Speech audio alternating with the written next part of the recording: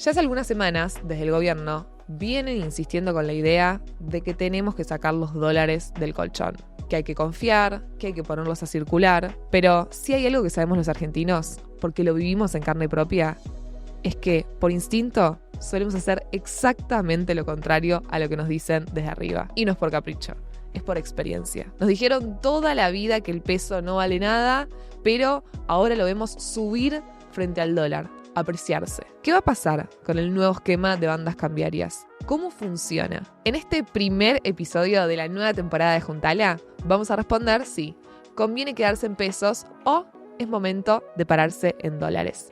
Y quédate hasta el final, así te llevas un Excel para saber cómo mantenerte durante todo 2025. Vamos a hablar de expectativas, de señales de mercado, de tipo de cambio de quiebre. Vamos a hablar de qué es una pérdida potencial y no para economistas, para vos, que te sobra un mango a fin de mes y tenés que decidir qué hacer con tu plata. Soy Lara López Calvo y esto es Juntala, un podcast de educación financiera hecho junto a Spotify Argentina, porque la plata se piensa. El siguiente contenido es un podcast de educación financiera. Todo el contenido tiene un propósito educativo. No constituye ninguna sugerencia, recomendación o promoción de algún instrumento financiero en particular. Lo primero que tenemos que entender y nos va a servir para tomar decisiones durante todo el año es cómo funciona el nuevo esquema cambiario. Recordemos, antes había un crawling peg del 1%, quiere decir que el dólar oficial iba avanzando un 1% por mes, y ahora tenemos un esquema de bandas. ¿Cómo funciona este esquema de bandas? Tenés un máximo y un mínimo. El máximo empezó siendo de 1.400 y el mínimo de 1.000 pesos. Entonces, siempre que el dólar está entre esos dos valores, el Banco Central no mete la mano. No compra dólares, no interviene. Ahora, si el dólar llega a tocar, se pone en la banda superior, por ejemplo, 1.400 pesos, ahí el Banco Central tiene que salir a vender dólares, a desprenderse, para que baje de esa banda superior, o sea, interviene. En cambio, si el dólar toca la banda inferior, ahí compra dólares. ¿Puede comprar dólares en otro lugar si el dólar no toca la banda inferior? Podría, pero ya salió a decir el gobierno que no lo van a hacer. Por eso, una de las dudas que se le generan a algunos economistas de este esquema cambiario es si van a poder comprar reservas, porque hasta que el dólar no toque la banda inferior, no compran reservas. Ahora que ya entendimos que hay un máximo y un mínimo, hay un adicional. Y es que la banda se va ensanchando todos los meses. Quiere decir, la banda superior crece al ritmo de un 1% y la banda inferior también decrece al ritmo del 1%. Por eso se llaman bandas divergentes. Es como si fuera una carrera, parten dos corredores y uno corre en una diagonal hacia arriba y otro corre en diagonal hacia abajo. Por eso, ahora, en mayo, las bandas ya son la máxima de 1.414 pesos por dólar y el mínimo de 990. Este entonces es el esquema actual. Lo ven en este gráfico y ya sabemos entonces de acá a fin de año, a diciembre, cuánto debería valer como máximo el dólar y cuánto debería valer como mínimo. ¿Y para qué nos sirve a nosotros entender cómo funciona este esquema? Porque al ser un esquema de bandas, te marca la ganancia máxima que podés tener si te paras en pesos y a la vez te permite saber hasta qué punto podés perder, lo que se llama pérdida potencial. Listo, ya entendimos el esquema, fácil. Ahora hagamos un paréntesis. Antes de ver qué hacer con los pesos y antes de que te lleves el Excel, acordate, quédate hasta el final del capítulo, tenemos que entender qué puede pasar con el dólar teniendo en cuenta las cifras actuales y el escenario político que se viene este año. ¿Qué va a pasar con el dólar en 2025? Primero repasemos lo que estuvo sucediendo estos últimos días. La última semana el tipo de cambio bajó fuerte. Empezó la semana el dólar oficial en torno a 1.190 y cerró en torno a 1.130. Además, están pasando otros dos fenómenos en nuestra economía. Por un lado, está bajando la tasa de interés. Banco Nación, por ejemplo, bajó la tasa de interés de los plazos fijos, está en 31,5 anual.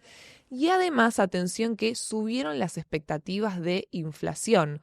Es un combo el que hay que estar muy informado y alerta porque cuanto más baja el dólar, que es lo que pasó la última semana, en este esquema, mayor riesgo tenés de pararte en pesos. Y además, otra regla, cuanto más baja el dólar y más baja la tasa de interés, menor es el costo de oportunidad de dolarizarte. Sí, acá te estoy dando algunas primeras pistas de lo que va a ser nuestra conclusión, pero sigamos a ver qué va a pasar con el dólar durante todo el año. Para entender qué puede pasar con el dólar a lo largo del año, vamos a dividirlo en 3 escenarios. Vamos a hacer 3 periodos. El primer periodo va desde la actualidad hasta fines de julio. Esta es la primera etapa. Y esta primera etapa le vamos a poner el título de calma.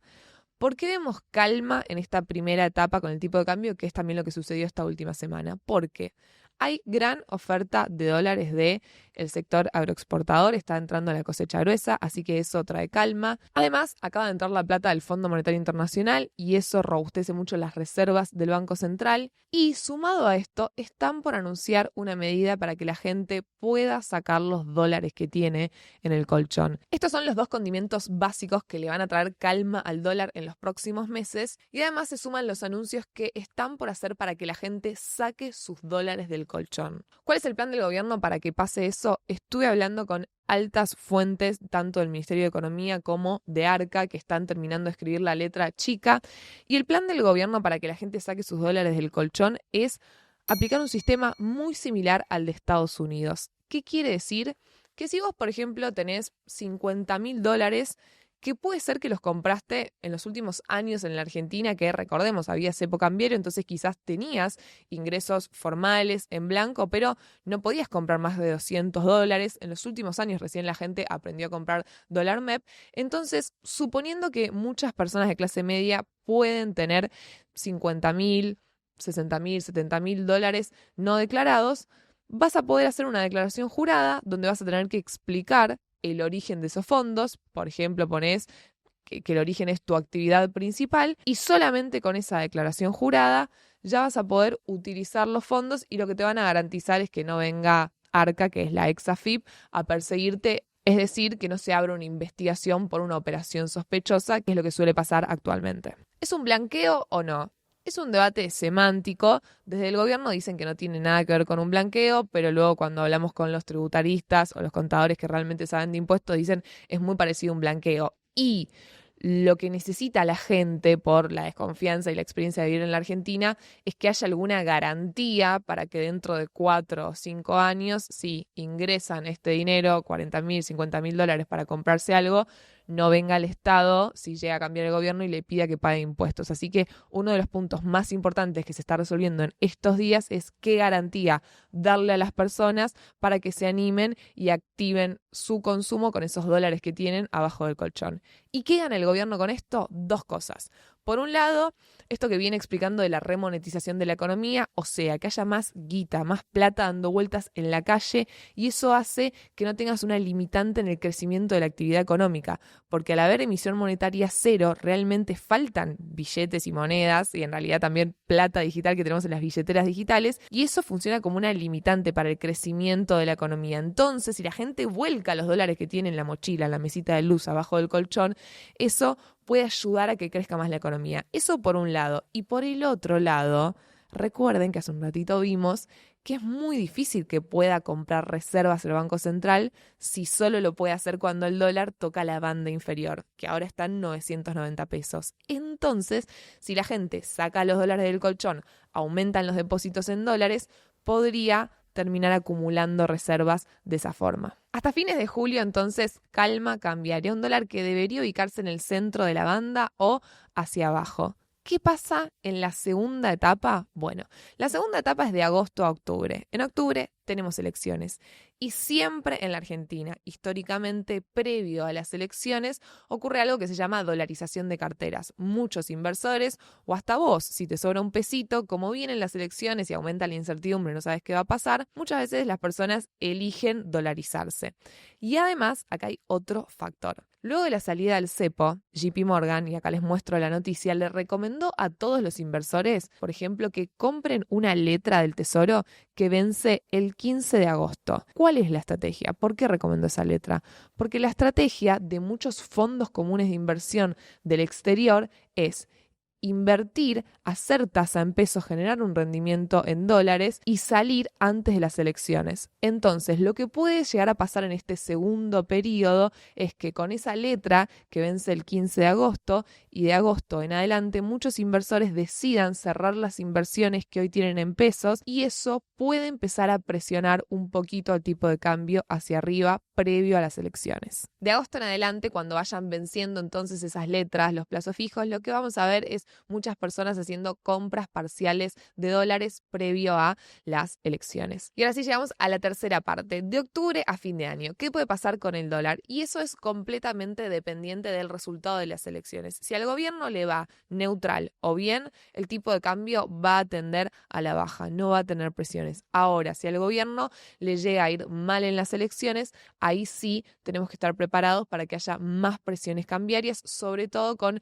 las dificultades que por lo menos hay ahora para comprar reservas. Quizás estás pensando del otro lado, sí, si al gobierno le va mal en las elecciones, todos sabemos que puede llegar a haber presiones de tipo de cambio. Lo vimos muchas veces, lo vimos por ejemplo con el gobierno de Macri. Sí, puede ser obvio, pero ¿por qué acá que estamos armando una estrategia de qué hacer con nuestra plata lo analizamos y lo tenemos en cuenta? Porque en finanzas lo importante es el rendimiento.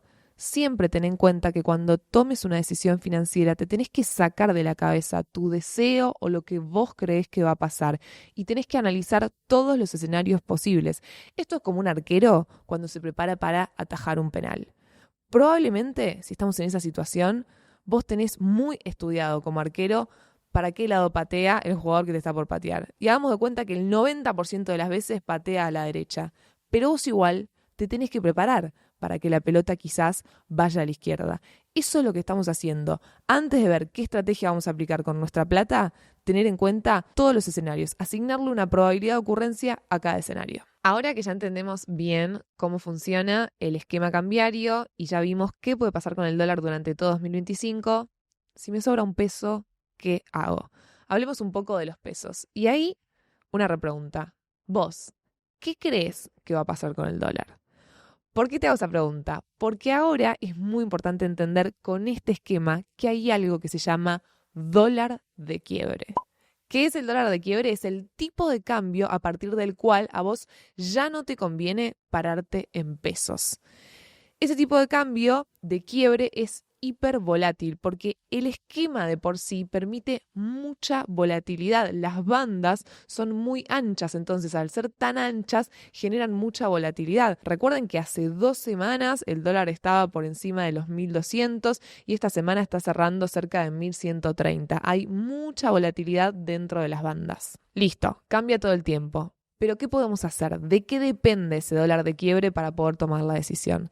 Depende de el tipo de cambio del momento en el que estés por pararte en pesos. O sea, si hoy estás decidiendo si hacer un plazo fijo o comprar dólares, tenés que mirar el tipo de cambio de ese momento y depende de la tasa de interés a la cual vayas a entrar o al precio de las letras si hablamos de letras. Lo que tenés que hacer con este esquema de bandas cada vez que te quieras responder si pesos o comprar dólares es calcular este tipo de cambio de quiebre. Y acá tenés que saber, más allá de que vamos a hacer un ejemplo y la tasa de interés y el dólar están en un valor ahora que grabamos el episodio, vos siempre lo vas a poder aplicar y para eso también al final del episodio te voy a dar el Excel donde ya está calculado. Pero lo más importante y lo que tenés que entender es que en este esquema, mientras más bajo esté el dólar, más bajo es el tipo de cambio de quiebre y más riesgo tenés de quedarte haciendo tasa en pesos. ¿Por qué? Porque cuando el dólar más se acerca a la banda inferior, hay más probabilidad de una devaluación. Y cuanto más cerca está de la banda superior, hay más probabilidad de que se aprecie el peso frente al dólar. Entonces, cuanto más alto es el tipo de cambio y más cerca estás del techo, menos riesgo tenés de hacer tasa en pesos. Bueno, ¿hay alguna forma de calcularlo? Sí, es muy sencillo. Dijimos que tenemos que usar el tipo de cambio y la tasa de interés. Entonces, si usamos los valores actuales de nuestra economía, siempre vamos a buscar el dólar más barato al que podés acceder, que en este momento es el dólar oficial, pero eso va cambiando todos los días, Y la cuenta que vamos a hacer es el valor del dólar hoy, o sea, 1.130, y lo vas a multiplicar por la tasa en la que vos querés invertir. Puede ser la tasa de un plazo fijo a 30 días o puede ser la tasa de una letra y ahí tenés que ver por cuánto periodo vas a tener esa inversión. Entonces, si lo hacemos a hoy, vamos a hacer 1.130 por 1,0262, que es la tasa mensual de un plazo fijo. Y eso nos da que el tipo de cambio de quiebre en este momento, si hacemos un plazo fijo, es de 1.159. ¿Qué significa?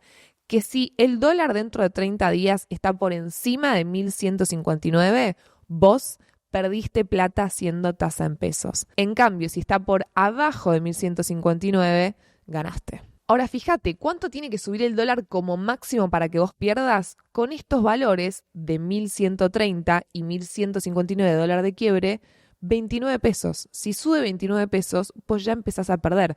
Por eso decimos que cuanto más bajo esté el tipo de cambio, más riesgoso es quedarte en pesos haciendo tasa en pesos. Y si querés hacer los cálculos más grosos, como la banda superior del esquema ya la sabés, que es 1.414 pesos ahora en mayo, también podés calcular cuánto es tu pérdida máxima, tu potencial pérdida que podrías llegar a tener si el dólar llega a ese techo. Y ahora sí llegamos al momento del regalito. Para que no tengan que hacer todas estas cuentas, ya se los calculé en un Excel que cuando terminen de ver el capítulo lo pueden descargar. Les vamos a dejar el link para que lo descarguen en mi feed de Instagram. Ahora, antes, una cosa importante. Lo que acabamos de explicar de hacer tasa en pesos, ¿es hacer carry trade? No. Mucho cuidado, no podemos confundir esos dos conceptos. Una cosa es hacer tasa y otra cosa es hacer carry trade. Y una de las mejoras que le hicimos a Juntala en esta segunda temporada es que va a haber cápsulas al lado de los episodios con algunas definiciones fundamentales como qué es hacer carry trade. Así que si querés repasarlo, lo podés encontrar en las cápsulas de Juntala. Ahora sí, vamos a lo que nos interesa, el Excel donde están todas las cuentas hechas. Fíjense, este es el Excel y simplemente lo que van a encontrar es el tipo de cambio de quiebre de cada letra que hay hoy en la economía argentina. También lo hicimos con plazo fijo y también lo hicimos con el rendimiento de las billeteras digitales y además la potencial pérdida que podés tener, que ese también es el otro gran punto que nos da este esquema cambiario. Vos ya sabés cuál es tu máxima pérdida. Este esquema cambiario te pone un techo, así que todo eso está calculado. Entonces, cuando vos tengas que tomar la decisión, mirás esos numeritos. Para que este Excel les sirva durante todo el año, acá va un tip, tienen que cambiar 3 variables. Cuando lo abran, van a ver que está el tipo de cambio, el dólar, el precio de las letras, que se va a ir actualizando de todas formas, y la tasa de plazo fijo. La tasa de plazo fijo y el rendimiento de las letras yo lo voy a ir actualizando, pero el dólar, cuando quieran, se descargan el Excel, actualizan ese valor que cambia todos los días y el propio Excel les va haciendo todas las cuentas solo. Así que con esta herramienta van a poder tomar la decisión durante todo el año de, si les sobra un pesito, quedarse en pesos haciendo tasa o comprar dólares. Lo último, acordate, cuanto más bajo esté el tipo de cambio, más arriesgado es hacer tasa en pesos.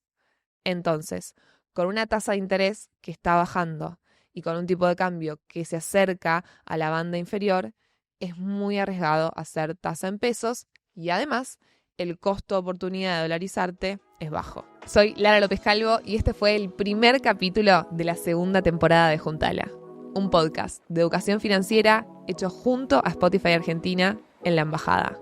Porque la plata se piensa.